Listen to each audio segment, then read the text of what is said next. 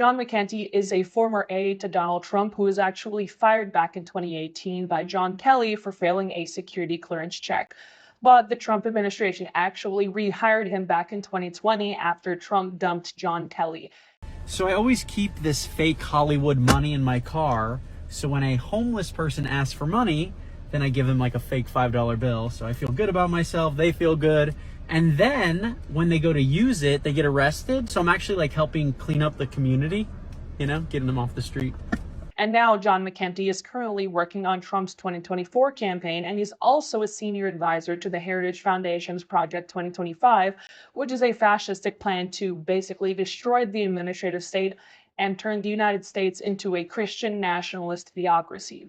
Now, in the event Trump is reelected, he's almost certainly going to be a part of Trump's administration, and he recently laid out some of his plans for a second Trump term. You bring up the elephant in the room, which is a stain on not only society, but the entire dating culture, which is pornography. Yeah. And I think whenever America bans that, which will be happening at some point, everyone will be much better off. I know, people are like, what, you've never seen that?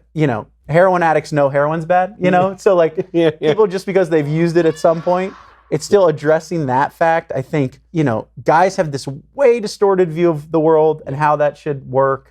And the minute that goes away, this country will flourish. I actually do believe. Yes, because we all know that porn is what's causing all of society's problems. Get rid of porn and everything is going to be peachy keen, according to this dipshit. Long story short, John McEntee is a pretty busy guy, but he still manages to find time to get innocent homeless people arrested by giving them fake money.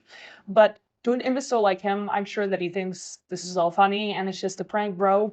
But it's actually not just a prank. In fact, it's really serious because this is something that can get people killed. Remember, George Floyd was murdered by a police officer for allegedly trying to spend a counterfeit $20 bill. And furthermore, he's confessing to a crime on this TikTok because, as HuffPost explains, people could face up to 20 years in prison and be fined for knowingly and with the intent to defraud, possess, or distribute any false, forged, or counterfeit bill, according to 18 U.S. Code 480. Now, whether or not it's actually a joke, I have no idea.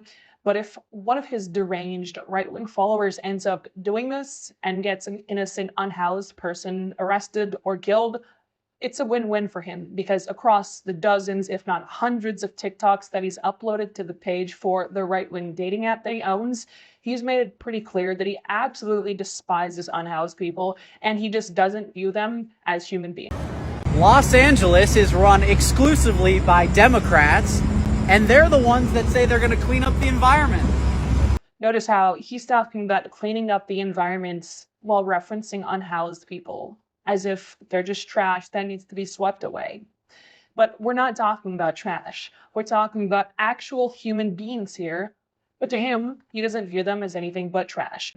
But I'm so sick and tired of hearing conservatives complain about unhoused people while not offering any solutions to end homelessness, while not supporting any of our solutions to end homelessness. Remember, this is a former White House official. So rather than complaining about unhoused people, why not propose some solutions? Why not give houses to be unhoused? Because it's actually cheaper than criminalizing and policing them and jailing them.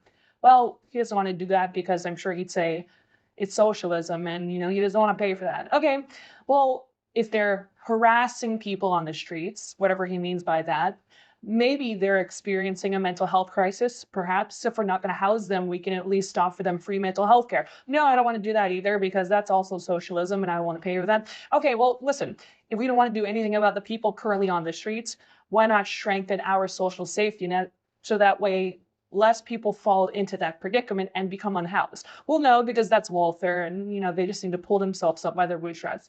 It's ridiculous. They want to complain about unhoused people while supporting zero solutions that would actually end this crisis. Meanwhile, the dipshit is prioritizing a ban on porn if Trump gets back in office because according to him, that's what's really going to cause society to flourish. They're just so fundamentally unserious that I can't fucking take it. Right? But it gets worse because I'm sure that you'll all be surprised to learn that he also hates more people that are less fortunate than him or people who are marginalized. It's not just unhoused people or people who are poor. He also hates LGBTQ plus people and trans people in particular. And he broadcasts all of his odious views to the millions of people who watch him on TikTok in the most insufferable way imaginable. So here's just a small taste. I just want to thank my parents for not letting me pick my gender while I was trying to eat crayons and glue my hands together.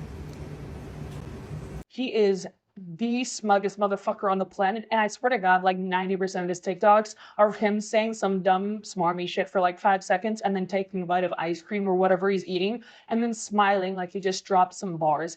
It is the most insufferable thing I think I've ever seen.